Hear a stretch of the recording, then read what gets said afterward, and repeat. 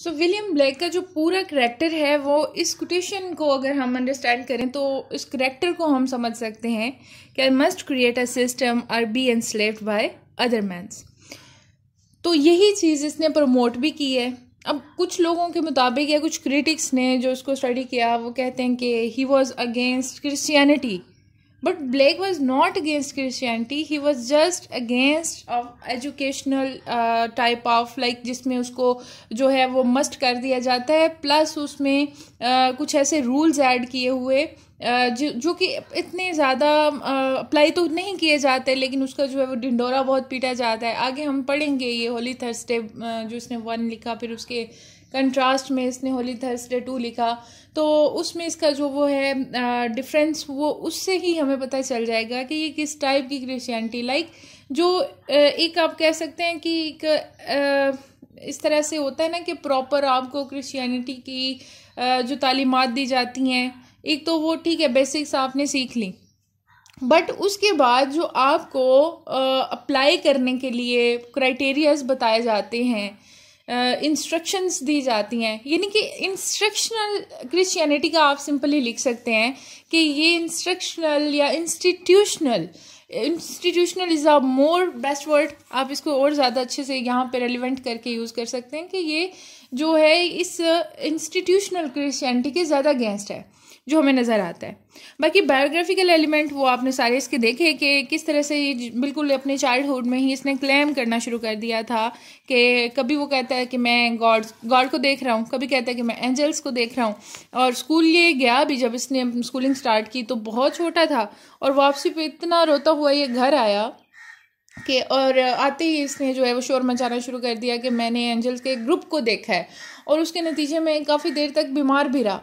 तो जब एक दफ़ा हुआ ठीक है उस चीज़ को निगलेक्ट कर दिया गया, सेकंड टाइम अगेन ये चीज़ हुई उसको भी निगलेक्ट कर दिया गया, लेकिन बार बार जब इसने ये क्लेम्स करना शुरू किए तो इसके पेरेंट्स जो हैं वो बहुत क्यूरियस भी हुए इसको लेके कि ये किस टाइप का हमारा किड है, और साथ ही साथ वो और ज़्यादा केयरफुल हो गए इसके बारे में। इसलिए उसकी स्कूलिंग जो है वो शुरू में अर्ली चाइल्डहुड में इसकी स्टॉप करवा दी गई और घर पे ही इसको जो है वो पढ़ाना शुरू कर दिया था।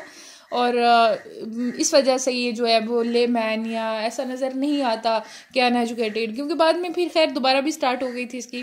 और आर्ट से इसको जो दिलचस्पी हुई वो भी यहीं पे, यानी कि क्योंकि इसके जो पेरेंट्स हैं उनकी भी लीनिंग आर्ट में काफ़ी ज़्यादा थी, तो एक कहा जा सकता है कि इनहेरिटरी उसके अंदर ये चीज़ मौजूद थी कि टुवर्ड आर्ट ये बहुत इसको इन्फ्लुएंस था इसके ऊपर इस चीज़ का कि आर्टिस्टिकली ये चीज़ों को एडमायर करने लगा शुरू से ही। तो दूसरी चीज़ इसके विजन्स या इसका जो मिस्टिकल चाइल्डहुड है वो भी हमारे सामने आता है, उसकी वजह से इसकी कोई ख़ास गैदरिंग नहीं बन सकी, यानी कि अपनी पूरी जो है वो स्टूडेंट लाइफ में भी और चाइल्डहुड में भी अकेला ही रहा। तो इसकी आइसोलेटेड कंडीशन जो थी उसने भी इसको बहुत सीरियस टाइप ऑफ पर्सन बना दिया था, यानी कि ये कोई इसकी अगर आप पोइट्री देखते हैं, चाहे वो सॉन्ग्स ऑफ इनोसेंस हैं चाहे वो सॉन्ग्स ऑफ एक्सपीरियंस है, दोनों में हमें टोन सीरियस नज़र आती है। कहीं पे ये कॉमेडी करता हुआ नज़र नहीं आता, या कहीं पे कोई ऐसी फॉलीज को नहीं रिप्रेजेंट कर रहा या इस तरह की कोई चीज़ नहीं है, मतलब बहुत ही सीरियस, बहुत ही स्कॉलरली इसका स्टाइल है लिखने का, तो उसमें लिखता है। और इसने कुछ और भी लैंग्वेजेस लर्न की थी और वो भी अपने बचपन में ही कर ली थी, जैसे ग्रीक लैंग्वेज, फ्रेंच थी, इटालियन थी, लैटिन थी, और बचपन में ही इसने मज़हब भी उस पर भी गौर किया, बाइबल को बड़े अच्छे से पढ़ा। फिर उसके बाद मिल्टन का इसको कहा जाता है कि ये एक अवतार की तरह है, क्योंकि मिल्टन की जब इसने पैराडाइज लॉस्ट पढ़ी तो अपनी इसने कुछ बुक्स जो लिखी जिसमें ये मैरिज दिखाता है बिटवीन हेल एंड हेवन, और इस तरह से इसने टॉपिक्स के लिए, यानी कि जैसे उसी काम को आगे बढ़ाता भी है। और मिल्टन का फिर पर्पस जो था वो सेम हमें ब्लैक में भी नज़र आता है, justification of ways of God to man, यानी कि अल्लाह ताला की तरफ जाने वाले और रास्ते में आने वाले जो भी लोग हैं, स्पेशली ये जिनको बहुत ही रिडिकुलसली सटायर करता है उन पे और उनको कंडेम करता है टोटली। यही जो एक इंस्टीट्यूशनल क्रिश्चियनिटी का कंसेप्ट है ना यहाँ पे, जिसके ये अगेंस्ट है और बहुत अगेंस्ट है, यहाँ तक कि रिडिकुलस भी हो जाता है। वो सिर्फ ये रीज़न कि ये जब इसने बहुत गौर किया तो समझ गया था कि ये मज़हब को लोगों ने अपने हाथ में खिलौना बनाया हुआ है, यानी कि रिलीजियस स्कॉलर्स जो नज़र आते हैं ये अपनी मर्ज़ी के मुताबिक उस मज़हब में, दीन में चेंजिंग जो है वो करते रहते हैं। बहरहाल ये इसकी जो है वो आपने इसके इंटरेस्ट वगैरह ये चीज़ें देखनी है, यानी और साथ आपने जहन में रखना है कि सीरियस पोइट्री जो है वो इसका एक जनरा है, इसके राइटिंग का ये मीडियम जो है वो सीरियस पोइट्री में आता है, चाहे वो इनोसेंस है, सॉन्ग्स ऑफ इनोसेंस या सॉन्ग्स ऑफ एक्सपीरियंस है। इसने प्ले भी लिखे हैं और प्ले से ज़्यादा लेकिन एज अ पोइट ये फेमस था। और ऐसा नहीं है कि बिल्कुल ये अननोटिस्ड रहा या अपनी सेंचुरी में, बल्कि नोटिस किया जाने लगा था। और क्योंकि ये है भी एक मिस्टिकल चाइल्ड और साथ ही साथ ये अपनी पेंटिंग से भी फेमस था, क्योंकि इसने गॉथिक आर्ट कहा जाता है जो बड़ा मिस्ट्रियस आर्ट होता है। तो ये उसने देखा, फिर उसको इतना ये इम्प्रेस हुआ, फिर उसने उसको लर्न किया। स्पेशल ये गया था ये सारा आर्ट लर्न करने के लिए और कई साल इसने। और जब थोड़े बहुत फाइनेंशियल इश्यूज हुए इनकी फैमिली को, तो इसके फादर ने, क्योंकि वो भी चाहता था कि इसको as a well known artist के तौर पे वो देखता था और अच्छे पेंटर के तौर पे वो चाहता था कि ये नज़र आए, तो उसने फिर इसे जो है वो काम पे लगा दिया। मतलब ये कुछ चार्ज भी किया करता था, लेकिन ये है कि इसने जो है बहुत ही अर्ली एज में पेंटिंग स्टार्ट कर दी थी। इस तरह से इसकी स्किल इतनी पॉलिश हो गई कि अब फिर हम देखते हैं कि इसकी हर पोएम के साथ आपको एक बड़ी खूबसूरत सी पेंटिंग नज़र आती है, और हर पेंटिंग के साथ इसने अच्छी सी एक पोइट्री जो है ना, वो एक पोएम है या एक सॉन्ग है, वो उसने लिखा हुआ है। मतलब ये इसका दोनों साइड्स पे सेम इंटरेस्ट है, यानी कि वो पेंटर भी नज़र आ रहा है, वो हमें पोइट भी नज़र आ रहा है, राइटर भी है, क्योंकि प्लेस भी इसने लिखे, ड्रामाटिस्ट भी है, तो इनग्रेवर भी है, ठीक है। और बहुत ही फिर जो है ना वो आहिस्ता आहिस्ता इसकी लाइफ जो है बिजी होने लग गई। बचपन में जितना आइसोलेट रहा, बड़े होते हुए फिर ये अपने, क्योंकि फेमस होने लग गया था, तो काफ़ी बिजी इसका आप बताएंगे कि इसकी यूथ जो है वो बिजी रही। बाकी इसकी लाइफ में अगर हम देखते हैं कि लव प्लेस क्या है, मोहब्बत की क्या जगह है, तो फर्स्ट इसकी जो जिस लेडी के साथ अफेयर था, पॉलीवुड उसका नाम था, अफेयर उसका रहा कुछ देर तक उसके साथ, लेकिन इसने उसे जब देखा कि उसे चीट कर रही है फॉर एन अदर पर्सन, तो इसने ये प्रॉब्लम अपनी, इन दोनों की बल्कि एक म्यूचुअल फ्रेंड थी, कैथरीन नाम था उसका, तो उससे डिस्कस किया। उसने इसको इतने अच्छे से सुलाइज किया, इतने अच्छे से इसको कंसोल किया कि ये आहिस्ता आहिस्ता उसकी तरफ अट्रैक्ट होने लगा, और रिज़ल्ट जो था वो इसकी फिर शादी की सूरत में निकला। इन दोनों के फिर जो है वो काफ़ी देर तक कोई किड नहीं है इनका, लेकिन फिर भी इनका कोई क्लैश नज़र नहीं आता। मतलब till end of their life वो दोनों एक दूसरे के साथ सिंसियर रहे और बहुत ही अच्छी लाइफ जो है वो उन्होंने गुजारी। और दोनों, क्योंकि इसकी वाइफ जो है वो शुरू में जब इसके साथ शादी हुई, वैसे तो वो बड़ी एक कह सकते हैं मैच्योर लेडी भी थी, इंटेलिजेंट भी थी, बट वो लिखना पढ़ना इतना नहीं जानती थी। उसने, ब्लेक ने जब शादी की, तो शादी के बाद उसने उसको राइटिंग और रीडिंग दोनों सिखाई। अब ब्लेक की जो एक आदत थी वो ये कि अपने आप को हफ्तों हफ्तों तक जो है वो अपने कमरे में बंद कर लिया करता था, और उस दौरान इसकी वाइफ, अब कैथरीन के साथ इसकी क्योंकि म्यूचुअल अंडरस्टैंडिंग इतनी अच्छी हो गई थी कि ये फिर उसे डिस्टर्ब नहीं करती थी। यही वजह है कि बगैर औलाद के भी इन्होंने बहुत बच्चे माइक चेक कीजिए, किसी स्टूडेंट का माइक ऑन है।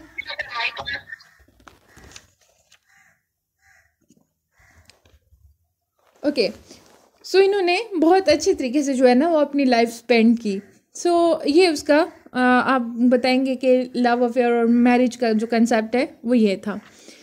उसके बाद हम देखते हैं क्रिश्चियनिटी का भी थोड़ा बहुत हमने पढ़ लिया, बाकी डिटेल में हमने आगे पढ़ना है। जब इसके सॉन्ग्स को हम पढ़ेंगे, पोएम्स को पढ़ेंगे, तब हमें इसके विजन्स भी नज़र आएंगे, ये एज अ रेवोल्यूशनरिस्ट भी नज़र आएगा। उसके साथ साथ इसकी जो क्रिश्चियनिटी के बारे में कंसेप्ट्स हैं वो भी आप देखेंगे। उसके साथ आपने एक और चीज़ लिख लेनी है, इसकी मिस्टिकल टोन है, ठीक है। जैसे आपने जॉन कीट्स को देखा ना कि उसकी जो टोन है वो, उसमें कंसेप्ट ऑफ ब्यूटी बहुत ज़्यादा उसने यूज़ किया हुआ है, यानी ब्यूटी का एक एडमायरर और एक एज एन रिप्रेजेंटेटिव नज़र आता है वो। और साथ उसके वो इसके मतलब हर एक राइटर के अंदर कुछ क्वालिटीज़ होती हैं ना जो बड़ी स्पेशल और यूनिक होती हैं, तो इसके अंदर इसकी मिस्टिकल लाइफ की तरह मिस्टिकल टोन है जो आपने इसकी पोइट्री में पढ़नी है, वो पेंटिंग में भी नज़र आती है और कंप्लीट इसके सारे वर्क में, पोइट्री है, पेंटिंग है, दोनों में आप देख सकते हैं। उसके विजन्स का डिस्प्ले भी वहाँ पे आपको नज़र आता है कि कैसे जो है ना इसने अपनी जो खुद की फीलिंग्स हैं उसको शो किया हुआ है और सक्सेसफुली किया हुआ है। जो भी पेंटिंग से थोड़ा बहुत भी शगफ रखता है या उसको अंडरस्टैंड करता है तो इसके मैसेजेस को इजीली डिकोड कर लेता है। अब ये अगेंस्ट किस चीज़ के था, ये इसके जो सोशल इश्यूज़ हैं ऑफ दैट टाइम वो क्या थे उस टाइम में। एक तो ये है कि एक्सप्लॉयटेशन थी, एक्सप्लॉयटेशन ऑफ क्रिश्चियनिटी या रिलीजन, उसको बहुत बैडली एक्सप्लॉयट किया जा रहा था। किस तरह से, क्योंकि इसको रिलीजन को मोनोप्लाई समझ लिया गया था ऑफ अ स्पेसिफिक ग्रुप, जो वो रिलीजियस स्कॉलर्स थे, सो कॉल्ड रिलीजियस स्कॉलर्स, तो उनको जो है इसने क्रिटिसाइज़ किया। फिर उसके बाद सोशल इनजस्टिस है, उसके बाद इनह्यूमन बिहेवियर है, मैन टू मैन, लाइक इसमें आपको जो एक स्लेवरी का थीम नज़र आता है वो इस वजह से क्योंकि उस वक्त में चाइल्ड लेबर बहुत ज़्यादा था। तो ये समझता है कि ये जो है वो सिर्फ़ और सिर्फ इंसानों का या माशरे का, सोसाइटी का अपना कसूर है जो ये चीज़ें हैं। अगर पॉलिटिकल पॉइंट ऑफ व्यूज़ का देखें तो एक टाइम था जब ये यंग पर्सन था, उस वक्त में इतना ज़्यादा ये चेंज को या फ्रेंच रेवोल्यूशन को लाइक करता था कि ये जब बाहर निकलता था तो अपनी ड्रेसिंग इस तरह से रखता था, जो एक स्पेसिफिक एक रेबल्स की तरह जो कह सकते हैं कि ड्रेसिंग होती थी जिसमें मैसेजेस होते हैं, क्योंकि यूरोपियन कल्चर के अकॉर्डिंग जो ड्रेसिंग होती है वो हर तरह की ड्रेस में कोई ना कोई मैसेज होता है जो कन्वे किया जा रहा होता है। तो ये भी जो है ना उस टाइम में अपना यानी कि वो एज अ रेबल या एज अ कह लें कि रेवोल्यूशनिस्ट जैसे हमने देखा इसका कंसेप्ट, तो उस तरह से ये किया करता था बहुत फियरलेस होके। फिर बाद में आहिस्ता आहिस्ता जब ये मैच्योर हुआ तो ये समझ गया कि ये इतना बड़ा सिस्टम है कि इसको एक पर्सन या कोई थोड़े से लोग अगर मिलके करना चाहें तो वो नहीं कर सकते जब तक पूरी नेशन खुद को जो है वो चेंज करने की नहीं ठान लेती। किसी माशरे को या कौम को बदला नहीं जा सकता। फिर इसने बजाय इसके कि फ़िज़िकली ये इस तरह पार्टिसिपेट करता, पॉलिटिकल मैटर्स में इन्वॉल्व होता, इसने फिर राइटिंग वैसे ही स्टार्ट कर ली थी। तो राइटिंग के थ्रू ही फिर इसके जो मैसेजेस हैं वो हमने आगे पढ़ने हैं। जो इसने ये हाइपोक्रासी एक्सपीरियंस की, जो क्रुएल्टी देखी इन दिस वर्ल्ड, वो सारा अपने वो ग्रेट एंगर के साथ सॉन्ग्स ऑफ एक्सपीरियंस में रिप्रेजेंट करता है। तो सॉन्ग्स ऑफ एक्सपीरियंस जो हैं वो थोड़े डिफरेंट है। लाइक सॉन्ग्स ऑफ इनोसेंस में हमें इसका स्टाइल यही मिलता है कि बहुत सॉफ्ट और सूथिंग इफ़ेक्ट क्रिएट करने वाली टोन है इसकी। जो सॉन्ग्स ऑफ इनोसेंस है, जैसे बाय नेम ही आप देख सकते हैं, उसमें इसका इंस्पायरेशन भी इसकी नज़र आती है मिल्टन से, कि उसमें उसने जो रिलीजियस थीम्स लिए उसमें वर्डिंग सम टाइम वो ऐसे यूज़ करता है, स्टाइल अपना ऐसा रखता है। उसके बाद इसकी जो एक साइकोलॉजिकल टेक्निक है, यानी कि वो अब चाइल्ड किड्स के लिए लिख रहा था वो पोइम्स, तो किड्स के लेवल के अकॉर्डिंग वो इस तरह से उनको लिखता है कि वो इजीली अंडरस्टैंड कर सकें। और ना सिर्फ किड्स बल्कि वो बड़ों को भी उसमें मैसेजेस मिल जाते हैं बहुत सारे। उसमें ये फ़िलासफ़ी भी इसने ऐड की है, उसमें इसने जो है वो कुछ समझ लें कि प्रोफेसीज भी की जाती हैं। इसकी जो पोइम्स हैं उसमें हम समझते हैं अगर उसको डिटेल में तो वो प्रोफेसीज थी कुछ जो इसने की थी, यानी लंदन को ये देखना चाहता था एज अ फ्री लैंड जिसमें सोशल इंजस्टिस ना हो, सारा कुछ। और प्रोफेसी से एक और वाक़या मुझे याद आ गया, इसकी जो लाइफ में एक इवेंट हुआ था जब ये गया था वहाँ पे आर्ट सीखने के लिए, पेंटिंग सीखने के लिए एज एन एनग्रेवर। तो वहाँ पे जो इसका फर्स्ट सेशन हुआ था जिस पर्सन के साथ, तो इसने इनकार कर दिया था उसके साथ काम करने से, क्योंकि इसने कहा कि मुझे इसे देख के ऐसे लग रहा है कि ये खुद को लटका लेगा, यानी ये इसको फांसी लग जाएगी या ये फांसी पे लटक जाएगा। और ऐसा ही हुआ। तकरीबन 12 साल के बाद उसको सज़ाए मौत दे दी गई, या कुछ लोगों के मुताबिक उसने खुद को खुद ही हैंग कर लिया। ठीक है, तो ये इस तरह की इसकी जो प्रेडिक्शन, और इतने साल के बाद वो पूरी, और भी इस तरह के बहुत सारे वाक़यात हैं जो हमें मिलते हैं विलियम ब्लैक की लाइफ को अगर हम और डिटेल में पढ़ें तो बहुत ही एक मिस्टिकल करैक्टर नज़र आता है अपने चाइल्डहुड से ही। जिस तरह से अब 4 साल का जो एक बच्चा होता है उस पर कैसे कहा जा सकता है कि वो उसको झूठ बोलना आता है, या उसको किसी ने कोई इस तरह की बात सिखा दी है कि गॉड जो है वो उसको देखना है, यानी इसके विजन्स की बात हो रही है यहाँ पे। मतलब इतनी अर्ली एज में ये नेगेटिव जो चीज़ें होती हैं, नेगेटिव हैबिट्स, झूठ बोलना या एक्टिंग करना, ये नहीं होता। तो एज 4 में इसने क्लेम कर दिया कि इसने गॉड को देखा है। फिर उसके बाद इसने चीखना चिल्लाना जब शुरू किया, उसके पेरेंट्स आए तो उन्होंने बहरहाल इसे समझा लिया, ये बात ख़त्म हो गई। उसके बाद कुछ साल गुजरे, 8 ईयर्स का हुआ, फिर इसने कहा कि मैंने अब एंजल इज़ेकिएल को देखा है। उसके बाद दोबारा इसने कहा कि मैंने एक दरख्त पे देखा है जी, एंजल्स जो है उनका एक ग्रुप है और वो दरख्त भरा हुआ है। इस तरह की इसने बार बार जब चीज़ें कहीं बार बार बताई तो फिर इसके जो है वो पेरेंट्स वो काफ़ी इसकी तरफ से कह लें कि सस्पिशियस हो गए, और इस वजह से उन्होंने फिर इसकी जो आउटगोइंग है वो बंद कर दी। घर में इसको जो है उन्होंने पढ़ाना लिखाना वो सारा कुछ शुरू कर दिया। और इसके बारे में ये कहा जाता है कि इतना ये स्ट्रॉन्ग विजुअल माइंड रखता है कि he was able to see whatever he imagined. जो चीज़ वो देखना चाहता है वो देख सकता है, क्योंकि अभी बिल्कुल एक यंग पर्सन था। तो इसकी एक मीटिंग हुई, एक ट्रैवलर, एक स्ट्रेंजर था उसके साथ, तो उसको इसने जो है वो एक बड़े खूबसूरत शहर का नक्शा बताया जिसमें ये कहता है कि जी सिल्वर से बना हुआ जो है वो उसका फर्श है, चांदी से बना हुआ, सोने के बने हुए वहाँ पे दरख्त होंगे, वहाँ पे डिफरेंट ऑर्नामेंट्स होंगे, यानी मुख्तलिफ हीरे जवाहरात। तो यानी कि डेफिनेटली ऐसा इसने स्केच रिप्रेजेंट किया था वहाँ पे कि हमें पता चलता है कि ये पैराडाइज का है, यानी हेवन का विजन है। तो जब वो एक्सप्लेन कर रहा था तो जो स्ट्रेंजर है उसने जब बाकी लोगों को ये वाक़या बताया तो उसने कहा कि मैं फील कर सकता था कि वो बात तो मेरे साथ कर रहा है, लेकिन ऐसे लग रहा था जैसे वो उन सारी चीज़ों को देख रहा है, जैसी डिटेल्ड इसने डिस्क्रिप्शन दी थी इन सब चीज़ों की। तो ये हमें जो है ना इसके करैक्टर में ये सारा कुछ नज़र आता है। मिस्टिकलिज़म को अगर हम देखते हैं, इसकी मिस्टिकल अप्रोच को, तो अब ये चाहता क्या है क्रिश्चियनिटी, यानी कि हमने देखा चलें जी मज़हब को लेके इसने काफ़ी डिस्कस की हुई है।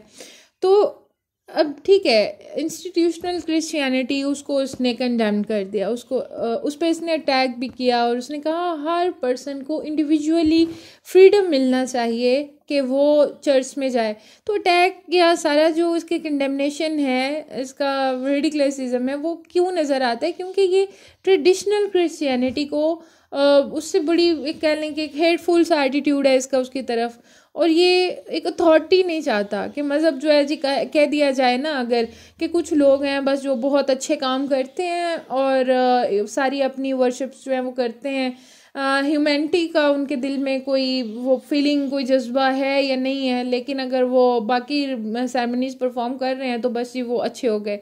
तो कहते हैं कि ये गलत है, यानी कि इस तरह से तो मज़हब आपने कुछ हाथों में दे दिया ना कि वो फिर अपनी मर्ज़ी से बाकी पूरी पब्लिक को भी बेवकूफ़ बनाएंगे। फिर उसके बाद इसने सेकंड पॉइंट कहा कि हर एक, चाहे वो कोई छोटा सा किड है, चाहे वो कोई यंग पर्सन है, चाहे वो कोई ओल्ड है, हर एक के पास कम से कम इतना नॉलेज हो कि वो डायरेक्ट अपने मामलात, अपनी बातें, अपनी वर्शिप, उसमें उसे फ्रीडम हो, कोई उसे रोक टोक ना करे कि तुम्हें ऐसे नहीं ऐसे करना है, या वो जो एक गुनाह सवाब का चक्कर है उसमें ना उलझाए। यानी कि इसको एसेंशियल थिंग होना चाहिए रिलीजन को। उसको ये नहीं कहता कि बिल्कुल कोई मज़हब जो है उसकी पासदारी ना करे, मज़हब को छोड़ दे, होना चाहिए लेकिन विद फ्रीडम होना चाहिए। ये एक सिंपल सा इसका पॉइंट है कि कोई जो है ना वो अथॉरिटेटिव फोर्स वो नज़र ना आए। बाकी इसमें आपने आप वैसे तो इसके बहुत सारी पोएम्स हैं, लेकिन आपके जो सिलेबस में है वो इसकी 2 कैटेगरीज ही हैं, सॉन्ग्स ऑफ इनोसेंस और सॉन्ग ऑफ एक्सपीरियंस। अब ये दोनों क्या हैं? सॉन्ग ऑफ इनोसेंस इसकी अर्लियर पोएम्स में आती हैं, 1799 में पब्लिश हुआ था इसका ये सारा मजमुआ। इस वॉल्यूम में इसने बच्चों के लिए ज़्यादा पोएम्स लिखी हैं और pure state of human soul उसको ये रिप्रेजेंट करता है। सिंपल मोड्स इसने यूज़ किए हैं, सिंपल वर्डिंग है उसमें, और कोई डीपर फिलॉसफी जो है ना वो नज़र नहीं आती। हालांकि फिलॉसफी है लेकिन वो बहुत डीपर, या ऐसा नहीं है कि कोई लेमैन जो है वो उसको अंडरस्टैंड ना कर पाए। यानी सिंप्लिसिटी के साथ और शुगर कोटेड इसने जो है ना, या बिटर स्वीटनेस इसको कहते हैं, वो ऐड की है। अब ये टेक्निक देखें कितनी खूबसूरत है इसकी। अगर ये डायरेक्टली ये सारी जो सैडनेस है वो बयान कर रहा होता तो फिर वो एक जो कह लें कि बच्चों का सोचने का ये थिंकिंग लेवल होता है वो इतना नहीं होता कि वो किसी चीज़ की नेगेटिविटी को खुद ही फाइंड आउट कर सकें। तो इसलिए उसने बड़े तरीके से, क्योंकि बड़ा स्किलफुल है, तो अपने उस जो है वो अप्रोच को यूज़ करते हुए, स्किल को यूज़ करते हुए ये खूबसूरती के साथ जो है वो अनफोल्ड कर रहा है कुछ बिटर रियलिटीज़ को। जैसे कि मैंने वर्ड यूज़ किया ना, शुगर कोटेड, इसकी वो पोएम्स आपको नज़र आएंगी। फिर आगे हम पढ़ेंगे तो फिर देखेंगे कि कैसे इसने उनको जो है वो सिंप्लिसिटी के साथ एक्सप्लेन किया हुआ है। फिर सॉन्ग्स ऑफ एक्सपीरियंस जो सेकंड कैटेगरी आपने पढ़नी है, वो इसका सेकंड एडिशन था, या उसको कह सकते हैं कि ये कंट्रेरी एक सिक्वल में जैसे लिखा जाता है ना, एक सिक्वल नेक्स्ट, जैसे एक चीज़ उसने लिख ली है फर्स्ट पोएम उसकी, जैसे अब समझ लें कि हॉली थर्सडे 1 है और उसके सिक्वल में जो लिखी है वो हॉली थर्सडे 2 है। इसी तरह उसने the lamp song of innocence में लिखा और उसके कंट्रेरी यानी अपोजिट जो वर्ड यूज़ करके उसने सिक्वल में लिखा है वो क्या है, वो द टाइगर है। तो दोनों बिल्कुल अलग चीज़ें हैं, यानी कि अपोजिट जैसे आपने पढ़े ना मेटाफर्स होते हैं, तो इसी तरह ये वर्डिंग या इसने जो टाइटल या पोएम्स लिखी हैं दोनों बिल्कुल अलग और contrary states of human soul को रिप्रेजेंट करती हैं ये चीज़ें, ये दोनों कैटेगरीज। इसमें आपको ज़्यादा जो थीम मिलेगा वो हाइपोक्रेसी का और क्रुएल्टी का मिलेगा, और उसके बाद जो और भी जितनी भी नेगेटिविटीज़ हैं वो सारी इसमें नज़र आएंगी, जिस पे ये क्लियरली अटैक करता हुआ भी नज़र आता है। अगर फर्स्ट में इसने प्योर या सिंपल जो है वो अप्रोच रखी है तो इसमें वो क्रूअल और कॉम्प्लिकेटेड है। अगर वहाँ पे इसने प्योरिटी दिखाई तो यहाँ पे इसने करप्टनेस दिखाई। वहाँ पे इसने एज अ किड एक उसकी चाइल्डहुड को रिप्रेजेंट किया, तो यहाँ पे एज एन एडल्ट उसकी जो मिस्टेक्स हैं या मिस्चीवियसनेस है उसको हाईलाइट किया। इस तरह से अगर वहाँ पे गुडनेस है यहाँ पे इवलनेस है।